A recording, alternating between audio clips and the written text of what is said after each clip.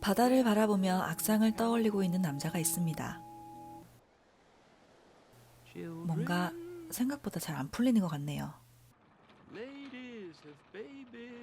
지나가는 행인들에게서 영감을 얻어보려 하지만 그마저도 생각대로 되진 않고 결국 작곡을 포기한 남자는 대신 그럴싸한 트윗을 하나 날려봅니다. 평범한 회사원인 주인공 존은 모든 회사원들이 그렇듯 제대로 된 한방을 꿈꾸고 있는데요. 존의 한방은 바로 엄청나게 유명한 뮤지션이 되는 것입니다. 존은 우연히 동네 해변가에서 공연을 하러 온 한 밴드를 만나게 되는데요. 마치 변사인 양 키보드 플레이어가 필요하다고 설명하는 밴드 매니저에게 캐스팅인 듯 캐스팅 같지 않은 캐스팅을 받게 됩니다.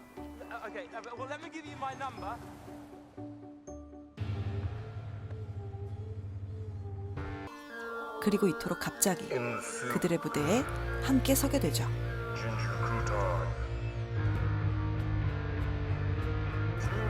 상당히 심오한 이들의 음악에 막 취해가려는 그때 갑작스런 멤버들의 싸움으로 노래 한 곡을 채 끝내지도 못하고 마는데요.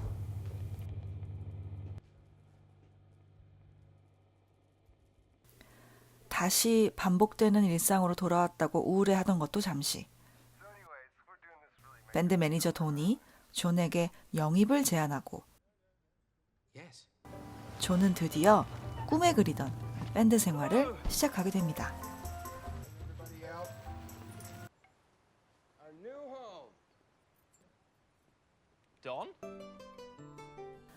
아일랜드의 고요하고 아름다운 숲속에 자리 잡은 밴드의 녹음실 겸 숙소. 존은 밴드 멤버로서의 생활에 매진해 나가고 있습니다.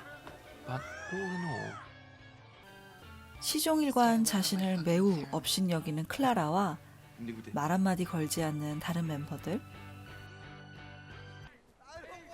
갑자기 죽고 싶다며 뛰쳐나가 버리는 밴드 매니저. 그리고 샤워를 할 때조차 가면을 벗지 않는 밴드의 리더이자 메인 보컬 프랭크 사이에서 너무 평범하기만 한 스스로를 다그치기 시작하죠.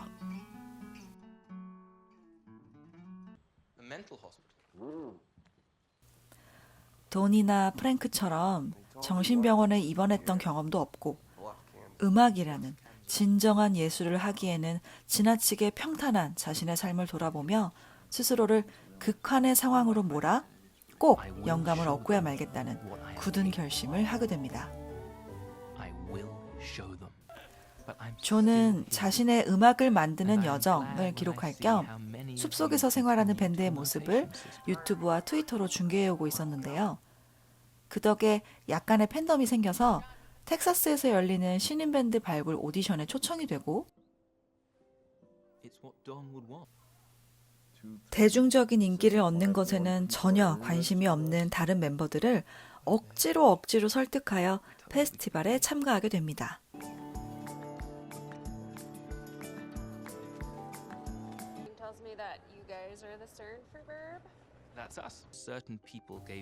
성공한 뮤지션이 되고 싶었던 존은 프랭크라는 천재를 앞세워 유명해져야겠다는 계획을 세우고 밴드의 정체성을 훼손하는 것에 반대하던 클라라와 격렬하게 대립하게 됩니다. 결국 클라라가 밴드를 떠나면서 다른 멤버들도 함께 떠나버리고 설상가상으로 프랭크의 불안 증세도 점점 심해지기 시작하죠. 대망의 공연 날, 존은 프랭크와 자신의 자작곡으로 무대에 오를 결심을 하게 되는데요. 희망차게 노래를 시작하는 존 옆에서 갑자기 프랭크가 괴성을 지르며 무대에서 쓰러지고 맙니다.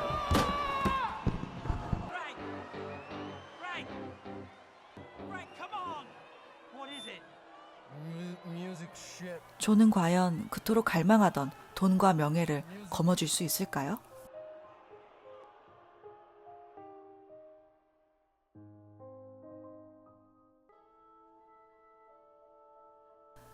항상 가면을 쓰고 있는 밴드의 리더이자 메인 보컬 프랭크는 가면을 썼다는 것 외에는 특별히 이상한 점은 없는 사람입니다. 아주 사소한 곳에서도 영감을 얻는 타고난 예술가죠. 여기서 이 프랭크를 연기한 배우 이야기를 안 하고 넘어갈 수 없을 것 같은데요. 바로 엑스맨의 빌런 매그니토를 연기한 마이클 패스벤더입니다. 가면 안에서 정말 행복해 보이는 패스벤더의 몸짓들이 보이시나요? 굉장히 해방되어 있는 것 같죠? 의외로 상당히 가녀린 바디라인을 뽐내며 매우 심오한 영화 음악을 아주 잘 소화해냅니다.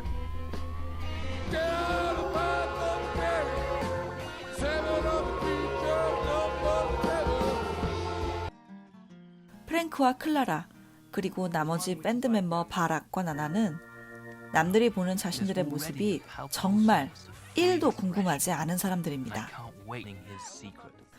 유명한 페스티벌에 나가기를 소원한다거나 남들이 다 하는 트위터, 인스타 계정 같은 홍보 수단 하나 없이 발음 한번 하기도 어려운 밴드 이름을 가지고 그냥 정말 음악만 만들 뿐이죠. 프랭크와 함께 자연의 소리를 찾는 이 장면들을 보시면 이들이 정말 음악 혹은 소리 그 자체를 사랑하는 사람들이라는 걸 느낄 수 있습니다.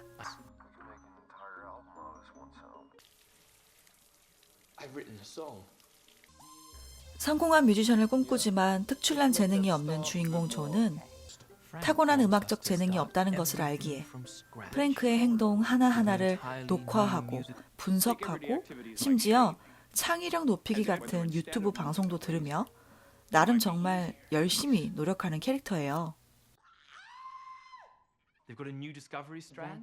그런 존은 밴드 멤버들에게 약간 답답한 감정을 느끼고 있기도 합니다. 조금만, 아주 조금만 양보하면 대중들의 폭발적인 사랑을 받을 수 있을 텐데 왜 고집을 부릴까? 라고 생각하죠.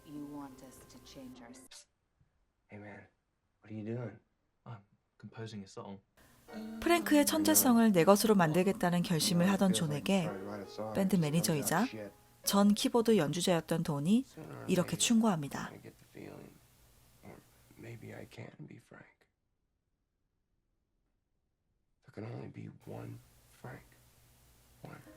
자기 혐오에 항상 괴로워하던 돈은 결국 극단적인 선택을 하게 됩니다.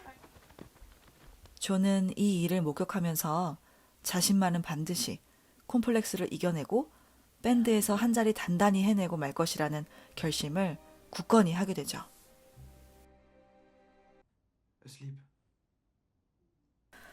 영화 내내 한마디도 말하지 않던 드러머 나나가 존에게 묵직한 팩트를 알립니다.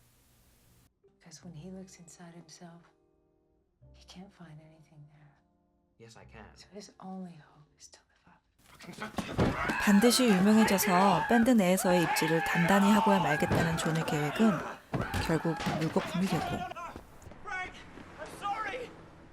자신의 욕심으로 사람들에게 상처를 주었다는 것을 깨달은 존은 사라진 프랭크를 찾아 나섭니다.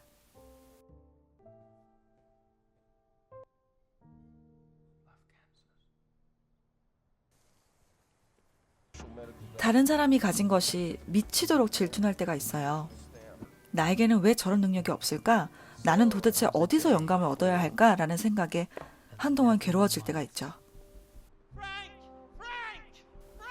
그리고 그런 컴플렉스는 스스로를 예기치 못한 길로 인도하기도 합니다. 과한 욕심을 부리거나 괜한 고집을 부리거나 본의 아니게 남에게 상처를 주기도 하죠.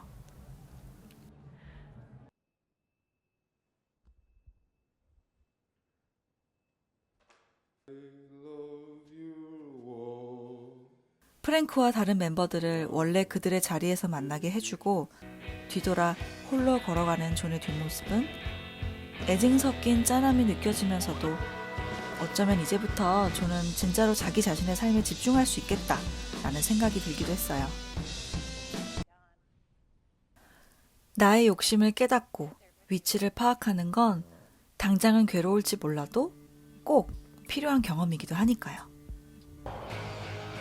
그래서 저는 이 영화를 자신의 컴플렉스를 마주할 시간이 필요하신 분, 그러니까 현타가 필요하신 분들에게 추천하고 싶어요. 오늘 영상 재밌게 보셨다면 좋아요와 구독 잊지 마시고요. 다음 시간에도 볼만한 영화 가지고 찾아올게요. 다음 시간에 만나요.